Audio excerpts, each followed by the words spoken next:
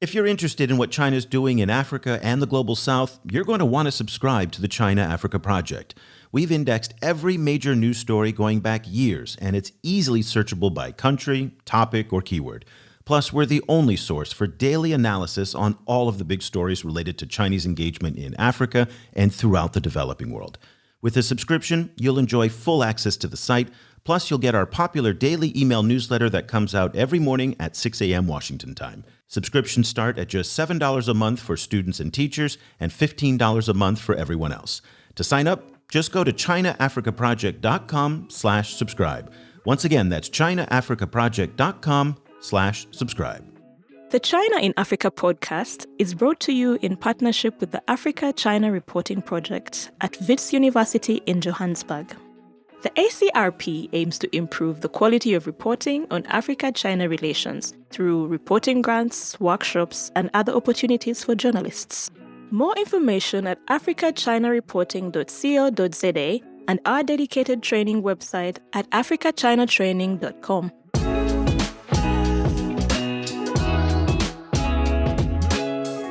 Hello and welcome to another edition of the China in Africa podcast, a proud member of the Seneca Network from SupChina. I'm Eric Olander, and as always, I'm joined by Cobus van Staden, the senior China-Africa researcher at the South African Institute of International Affairs in Johannesburg, South Africa. A very good afternoon to you, Cobus. Good afternoon. Cobus, it has been an eventful week in Nigeria where last Friday on June 4th, the Nigerian government outlawed Twitter. Now, they say it's a temporary suspension, but they have banned Twitter. Now, it's not a deep ban as we have, say, in some of the social media sites that we have here in Vietnam or in China where they do deep packet inspection. People can circumvent the ban quite easily by using virtual private networks and whatnot. But it has really dominated the headlines in Nigeria. There is a China angle to this story because within 24 hours after the ban went into effect, it has been reported by the Foundation for Investigative Journalism that Ibrahim Gambari, who's the chief of staff of the president, and Lai Mohammed, who's the minister of information, reached out to the Cyberspace Administration of China to discuss plans to build an internet firewall. Now, that should not come as a surprise to anybody, because the Chinese have been in contact with the senior leadership within Nigeria for a number of years, going back as far as that we can tell to 2018, 2019. Let's kind of walk through some of the milestones here to set up our conversation today about internet governance and the connection between what's happening in Nigeria and in China. So let me take you back first last year. This is where Lai Mohammed, again, the information minister, you can start to see some of the connections with China in some of the remarks that he told a House committee. And he said, if we don't regulate social media, it will destroy us. Now, he said this during the End SARS moment and the controversy and uproar over that. The biggest challenge facing Nigeria today is fake news and misinformation. He went on to say, when we went to China, we could not get Google, Facebook, and Instagram. You could not even use your email in China because they made it sure it was censored. And here's the kicker, well regulated. So some admiration from Lai Mohammed there on how the Chinese were regulating the internet. Now, let's go back to 2019. Senator Mohammed Sani Musa from the largely conservative regions of northern Nigeria, he introduced a bill called the Protection from Internet Falsehood and Manipulations Bill in 2019. That was dubbed the anti-social media bill. By the way, it's very similar to a piece of legislation that was making its way through the process in Zimbabwe as well. That would regulate social media much the way they do in China as well. And it got some vocal support from none other than the First Lady herself, Aisha Buhari. And she said in response to the bill, if China can control over 1.3 billion people on social media, I see no reason why Nigeria cannot attempt controlling only 180 million people. So again, this is a story that's dates back a couple of years. The elite Nigerian leadership has been flirting with the Chinese governance model on the internet for a long time. And last week, they finally took some action on that. Now, the connection to China is very, very tenuous here. So I am not suggesting that China was behind this, China was controlling this, that Buhari was doing this for China. Not at all. What this represents is an endorsement of the Chinese model of what's called cyber sovereignty. Let me read from the Chinese Ministry of Foreign Affairs. This is their definition of cyber sovereignty going back to 2017. In truth, the Chinese internet governance model goes back probably to the late 2000s, early 2010s. But here's the best, most concise definition that I've seen from it. Quote, upholding sovereignty in cyberspace not only reflects government's responsibility and the rights to administer cyberspace in accordance with the law, but also enables countries to build platforms for sound interactions among governments, businesses, and social groups. It goes on to say, national governments are entitled to administer cyberspace in accordance with the law. They exercise jurisdiction over infrastructure, resources, and activities within their territories. The key part here is that the government controls online activity. That is the key part here. So let me just kind of wrap up the discussion on Chinese cyberspace governance and cyber sovereignty with a summary that I thought was really nicely put together by the folks at Bloomberg, who really kind of, just presented it nice and concisely and will help set up our conversation. It's an ideological coup and a rejection of the American internet model, which promised to spur innovation and freedom. Now China is offering a different vision, both internet control and tech innovation, and it has fans. The crux of the Chinese internet model is based around the nation state, setting your own rules for your own citizens that can't be circumvented by the internet. China's version of the internet is appealing to other nations who want to control what their populations see and hear, but it doesn't mean China's calling the shots. Instead, it could create an unprecedented bifurcation of the internet, effectively ending our notion of a truly worldwide web, meaning what information you can easily access would depend on where you are and what that government decides you should know.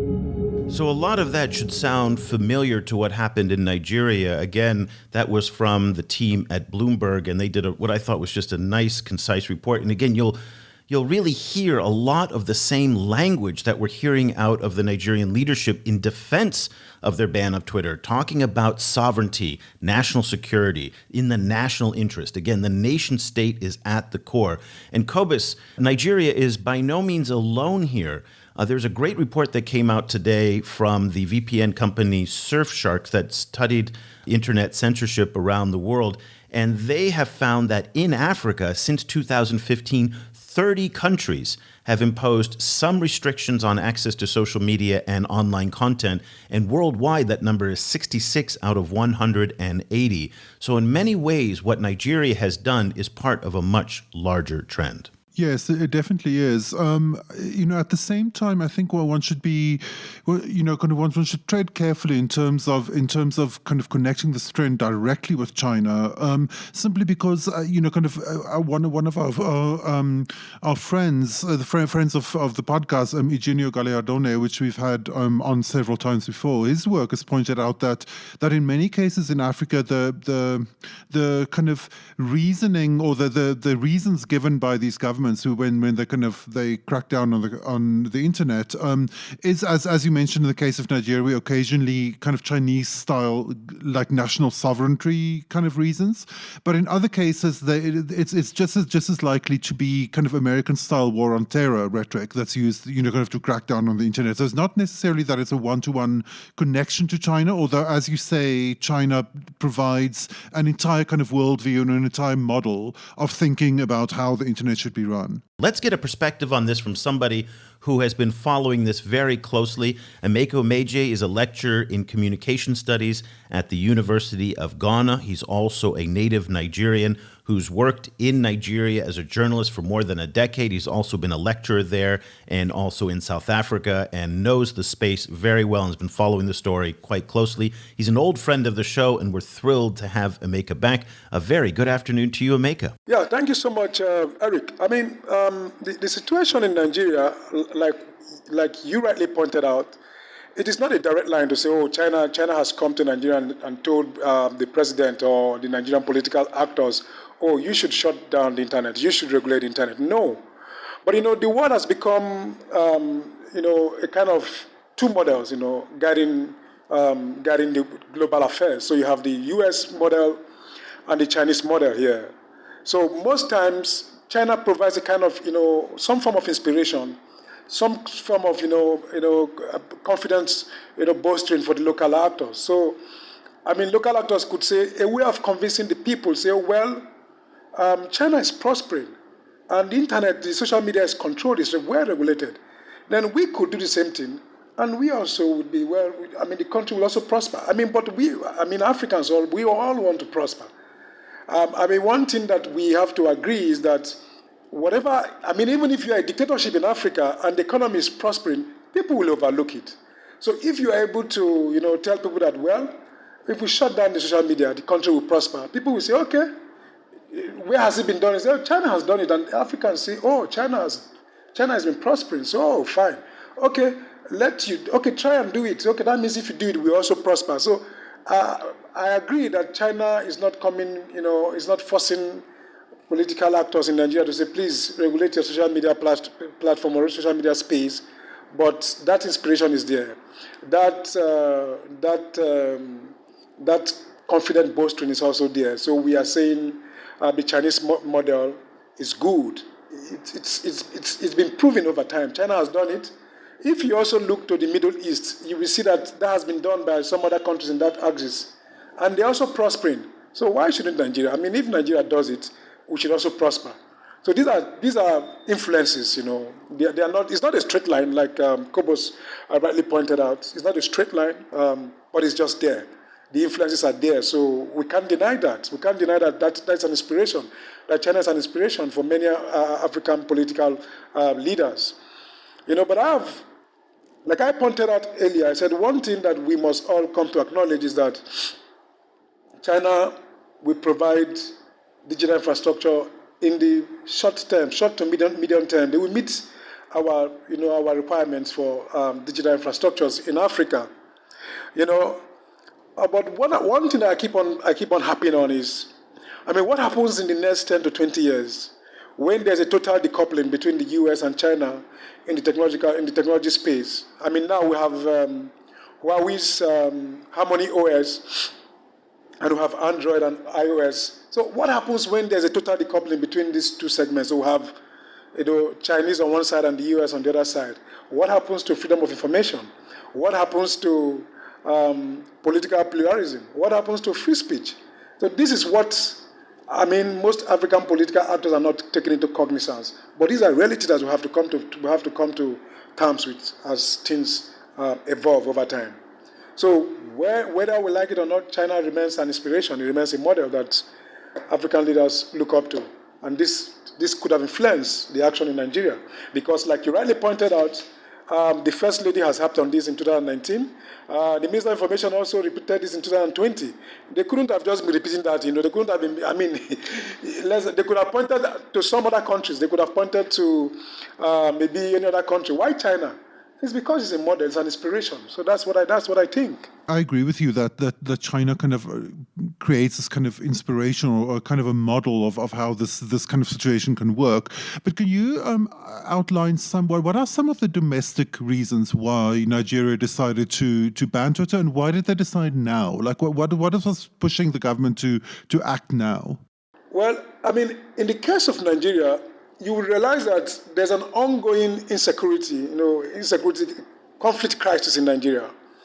And social media has been a kind of space where people, posted stories, where people could voice their concerns about what is happening in Nigeria.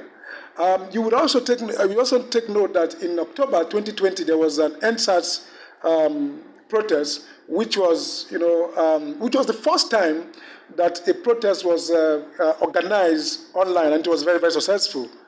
So these, local dynamics. One, the conflict in almost every part of Nigeria. If you go to the southeast, there's the Biafra self-determination group ongoing in the southeast.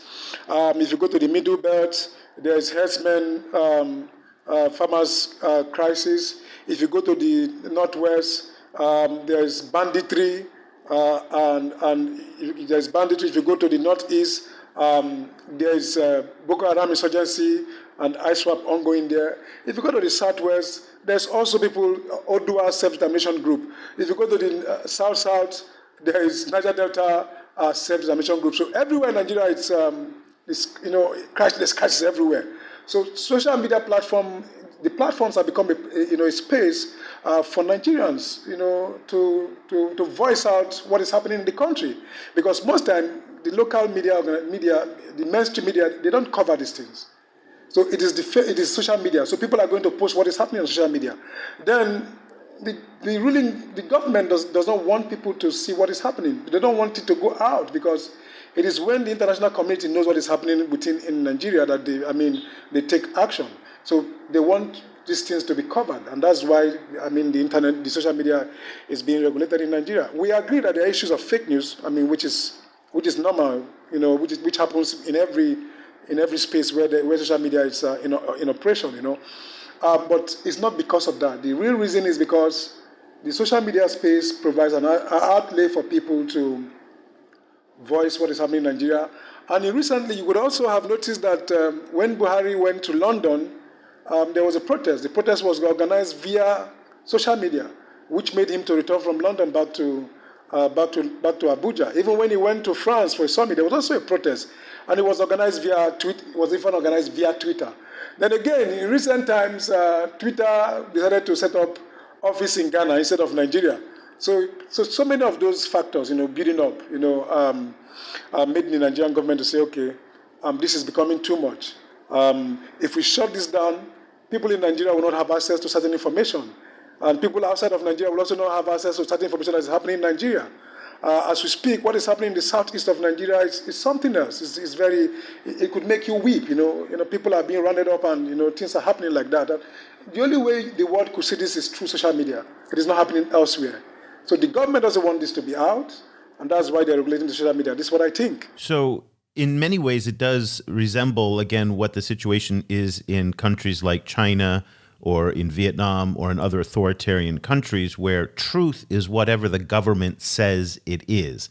And in this case, what you're saying is that the Buhari administration and the leadership are struggling to control the narratives over all of these different conflicts and disputes and the politics, and again, confronting fake news, which is a legitimate problem, but they're using that as a rationale to do a much broader crackdown.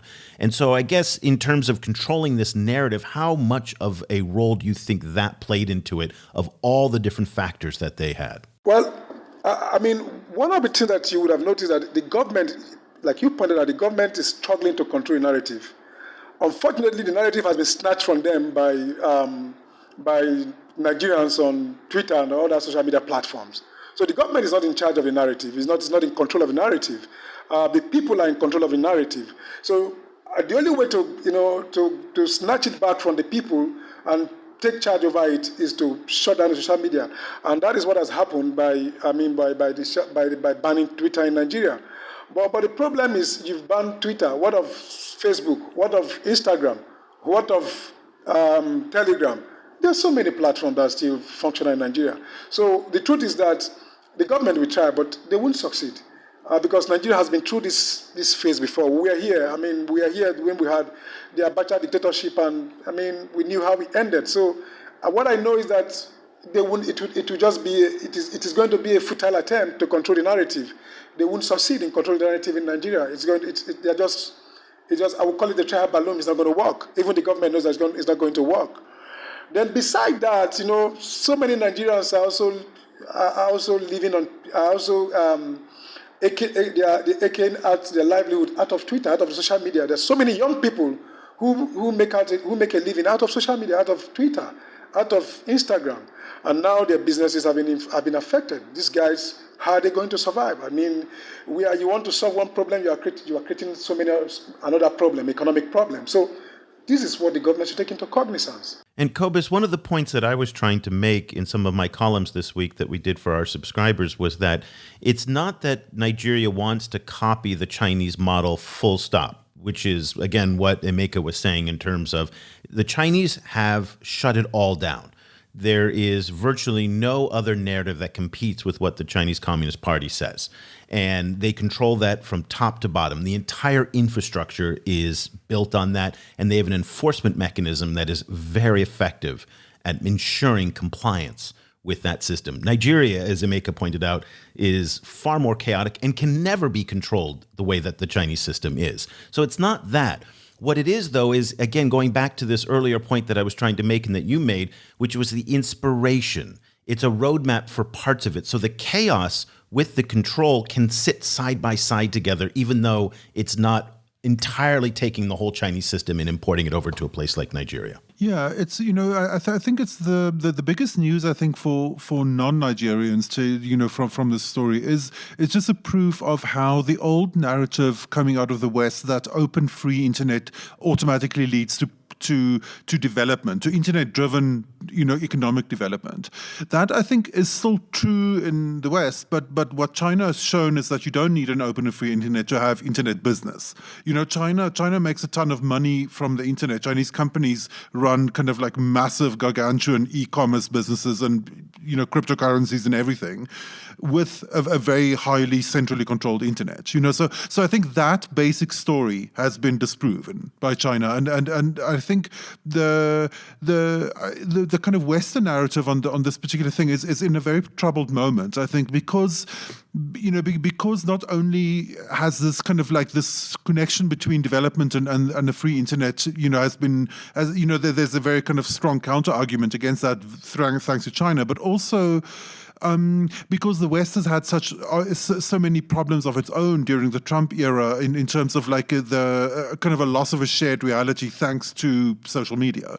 So in that sense, that kind of adds another weapon, I think, to the hands of authoritarian regimes, including China. If you speak with Chinese officials, the first thing they say about about these issues is, well, look how chaotic it is in the US. Look how on the 6th of January they stormed the capital. With a kind of unregulated social media, that's the problem that you get. And it's not just in Africa either. Here in Southeast Asia, Singapore has censorship controls on its internet. It's one of the most dynamic economies in the world. Vietnam as well. So this is not uniquely a Chinese thing. As we saw from that research report, 66 countries around the world have some degree of this kind of censorship. And your point is very interesting that there's not a correlation between internet innovation and business and these types of censorship controls. That too might have been very appealing to the Buhari government, given the fact that Lagos and Nigeria as a whole is a fintech hub, one of the most important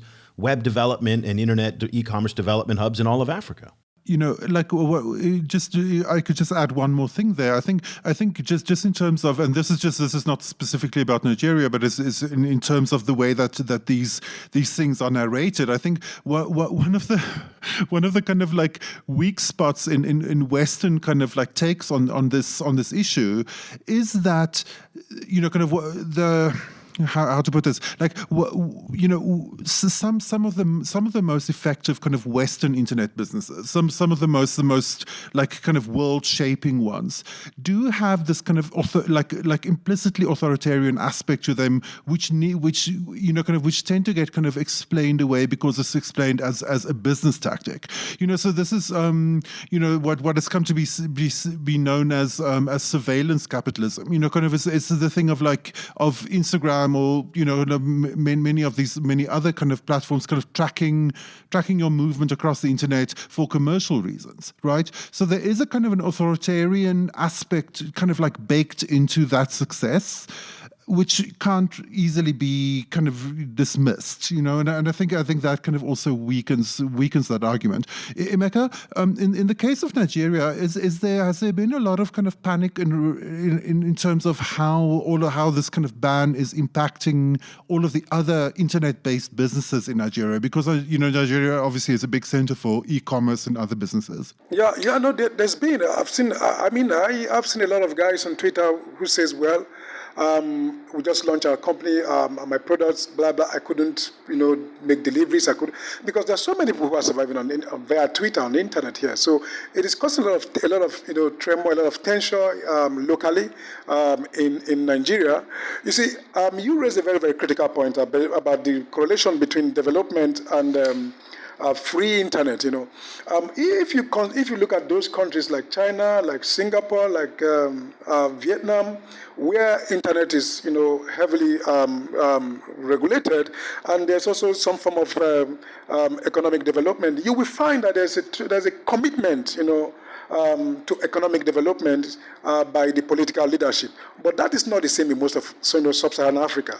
What you find in most of sub-Saharan Africa is a kind of commitment to self rather than to governance. So people political leaders are more committed to advancing their own well-being, their own economic well-being, and that of their family or that of their ethnic group over that of the whole country. So you find out that in the long run, even if you say okay, there won't be any relation. Even if you say okay, control the internet. Even when they control internet, you would not see any correlation between regulating the internet and economic development. So, in other words, it will be better for you to leave internet free, so that the people can, try to, empower themselves using that platform, as an avenue, instead of controlling the platform, and you're not offering anything to help the people to advance or to develop economically. So these are some of the dynamics that we have to consider. When we make this argument, it works in Asia. Maybe it works. It also works in some country in the Middle East. But I have not seen it work in Africa. I don't think it's working anywhere in Africa. Maybe I don't know. I don't think. If you go to Uganda, I don't think it's working there. So I think African political actors do not have that discipline. I'm not saying do not have, but some of them do not have, because I know there are a few persons who should have, but I know that as it is now, some political actors in Africa don't have that discipline, that commitment, to national development that will advance, the economic well-being of the people. Instead, they focus on themselves, their families, and maybe their ethnic groups. So these are some of the complications that we have to take into cognizance when we discuss this issue of economic development and free internet. When it comes to Africa, it's a different ballgame entirely. Well, it has been a bad year for internet freedom in many parts of Africa. Felix Tshisekedi, the president of the Democratic Republic of Congo, has shut down part of the internet. Also, the late president, John Magufuli, in Tanzania during the election campaign there shut down the internet. Museveni in Uganda shut down the internet. And lately, we've seen it also in parts of Ethiopia, where Prime Minister Abiy Ahmed has shut it down there as well. So to your point, that the authoritarian tendencies seem to be very close to the surface in many African countries, I guess I'm wondering, what direction do you see it going in Nigeria? The president is under enormous public pressure to withdraw the ban. They gave themselves some wiggle room by saying it was a temporary suspension so long as Twitter addresses some of their concerns.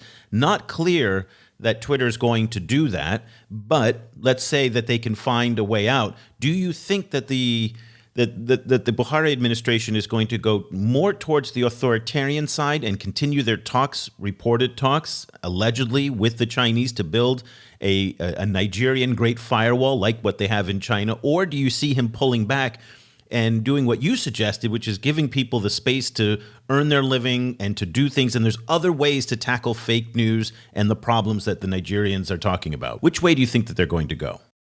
This could be a guess, but I think June 12 is June 12 is about 3 days. In 3 days' time, it will be June 12. And they had planned. I think there's a planned national protest in Nigeria. So my mind tells me that the ban could also be to forestall the outcome of that protest, so that it would not be disastrous. That is what I think. So I have this thinking that there's a possibility that after June 12, the government of President Buhari could withdraw the ban because there's enormous pressure on the government to do so. Again, if the government decides to go the other way, because what we have here is that even most people in the government are also benefiting from Twitter. Most political actors want to reach people outside of Nigeria, and they use social media, they use Twitter. So in the long run, if the government decide to continue with the ban, this is 2021. In 2 years' time, this administration will come to an end, and the next person who comes would want to, withdraw the ban, or before the next election, they want to withdraw the ban. Well, you assume, but maybe not, right? I mean, we just don't know.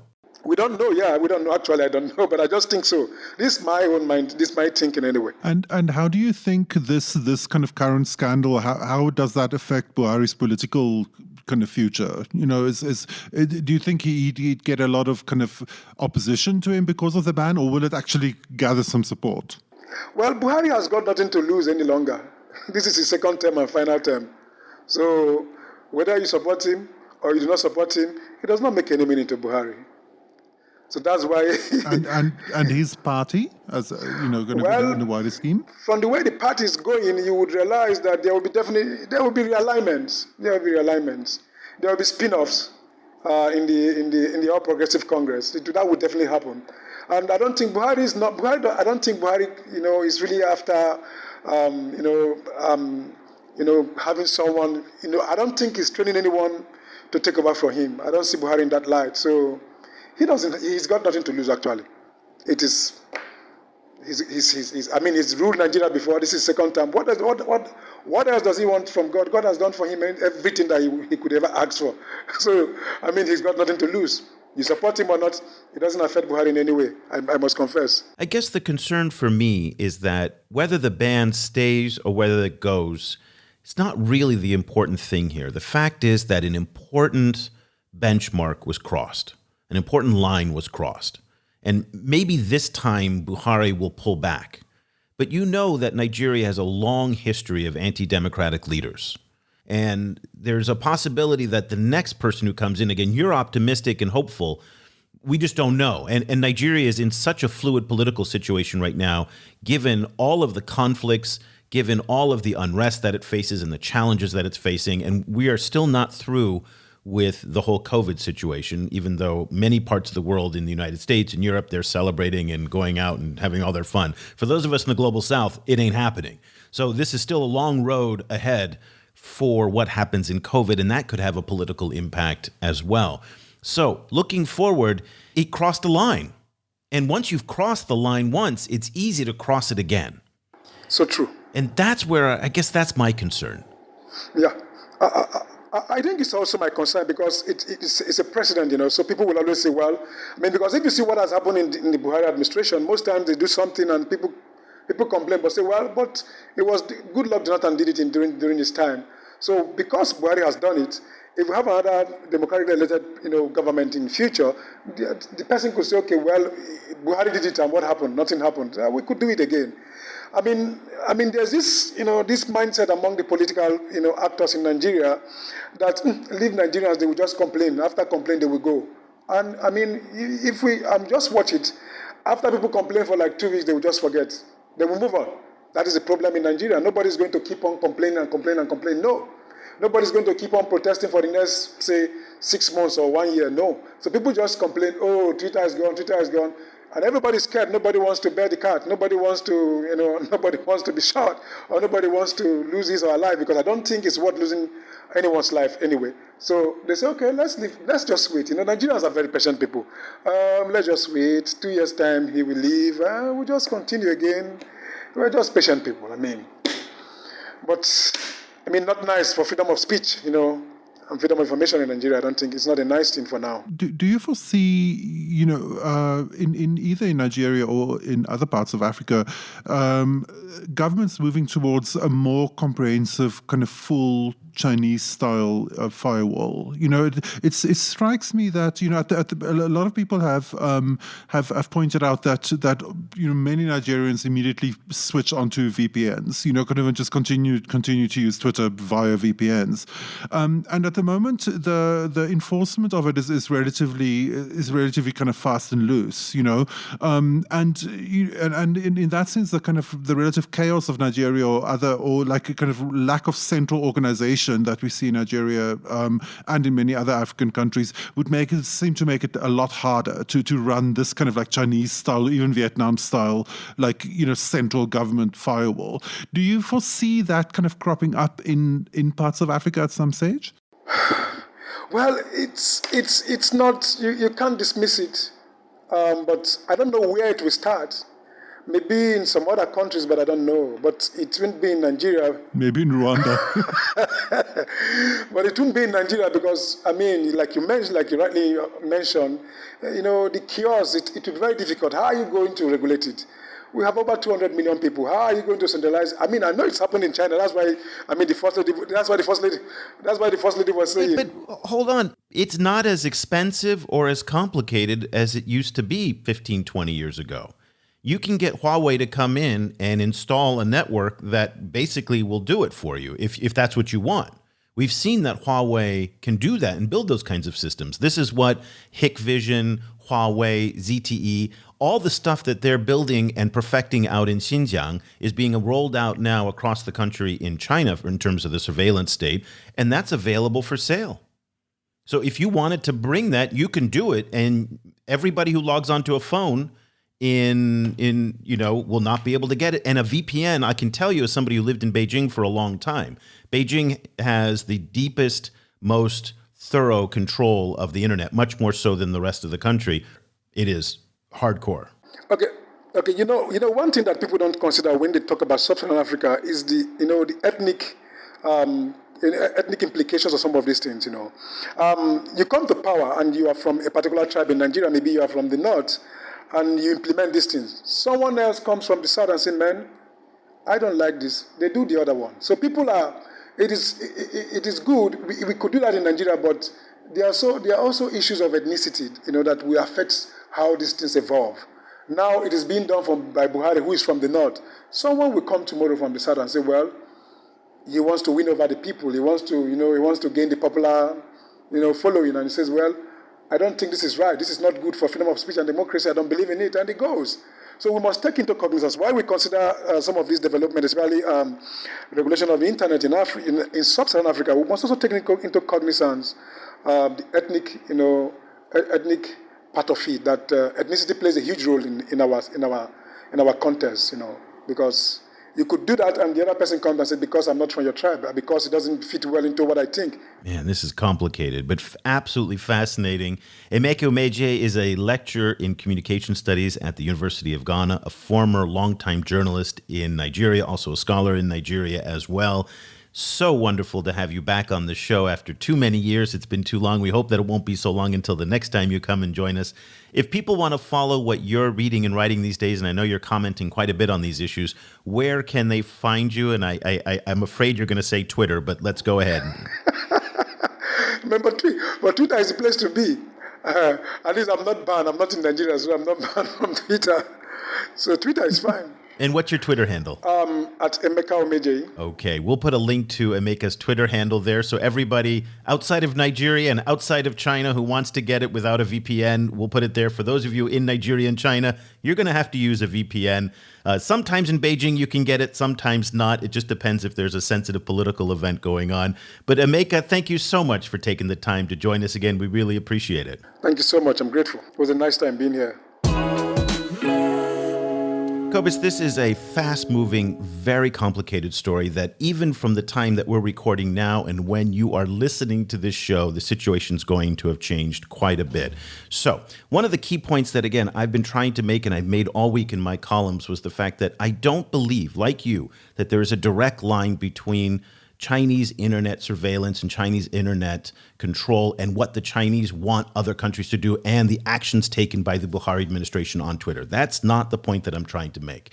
And again, my columns this week raised an unusual amount of objection from a number of people. Zainab Usman, who is the Africa Program Director at the Carnegie Endowment for International Peace, let me read you what she said. She said, "Don't know about this framing, Eric. I would be cautious about roping China into a situation driven by local dynamics within Nigeria. These include the government's overreach and incompetence in addressing insecurity and Twitter's own failures in clamping down on disinformation." Truth is, I fully agree with what she said, 100%. But what I think she is discounting is this idea, the inspiration for doing this kind of action, in my view, does come from the precedent that's been set by the Chinese for their model of internet governance. And when we talk about the concerns that Americans have and that Europeans now increasingly have about China changing the world order to more and better reflect their image and their interests, This is, in my view, what it looks like in reality, where the Nigerian government has taken a concept of the Chinese on internet governance and cyber sovereignty, where the nation state controls the internet and has jurisdiction and sovereignty over the internet to do things in, quote, national security and national interest. That is not the kind of language that we heard prior to 2010 and the Chinese internet laws before they came out, as far as I know. Again, that may not be the case, but as far as I know, the Chinese introduced this concept of cyber sovereignty on a scale that was much larger and more established than anyone else had. Yeah, kind of this is norm setting. This is what, kind of when the Europeans and Americans freak out about China setting norms, this is what they're talking about. It's like China just provides an alternative model, an alternative set of norms, an alternative narrative of what the relationship between governments and the internet should be. And the thing is, I still think the West sets a more, to my mind, but of course, I'm very Western influenced, but, to my mind, the West sets a more compelling and better kind of narrative. But the thing is, no one can, I think, deny, even the most rabidly pro-Western kind of proponent can deny that the West has had its own problems, with these issues, and not least with Twitter, so that's the situation we with, kind of is that the Western narrative of a free and open internet that's kind of ruled by kind of transnational institutions is great, but it's proven very vulnerable. And it's proven very vulnerable in its own centers, within the US, for example. So there we are, It's and the thing is, so far we haven't we haven't seen the next chapter in the Chinese model, kind of because the Chinese model in China is incredibly strong and very aggressively implemented, and in the rest of the world where it is being implemented, we so far haven't seen the pushback that will inevitably come from these populations. So it's a moment where it seems, it falsely seems more stable, I think, than it probably is in the long term. But we're in a moment where it's very easy for governments to cry national sovereignty and then switch off the internet.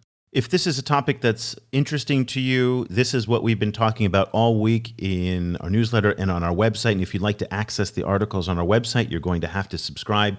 Super cheap, super easy to do. Go to ChinaAfricaProject.com/subscribe. Subscriptions start at just $7 a month for students and teachers and $15 a month for everybody else. But it is by far the most comprehensive coverage on this subject, with the Chinese angle on all of it. And again, we were talking about Jeffrey Onyema today, the foreign minister, and how he was refuting the fact that there was a conversation with Chinese cyber authorities. But all those little details on the Chinese angle is what we cover. And so if this is something that you're following, if you're working in Washington or in Brussels and China's on your agenda, you're definitely going to want to have access to the site and to get the newsletter every day. Once again, ChinaAfricaProject.com/subscribe. So Cobus and I will be back again next week with another show. For Cobus Van Staden, I'm Eric Olander. Thank you so much for listening. The discussion continues online. Head over to facebook.com/China Africa Project to share your thoughts on today's show. Or follow the guys on Twitter. Eric's at Eolanda, and you can find Cobus at Stadenesque. For more information about the China Africa Project and to sign up for our free weekly email news brief, go to ChinaAfricaProject.com.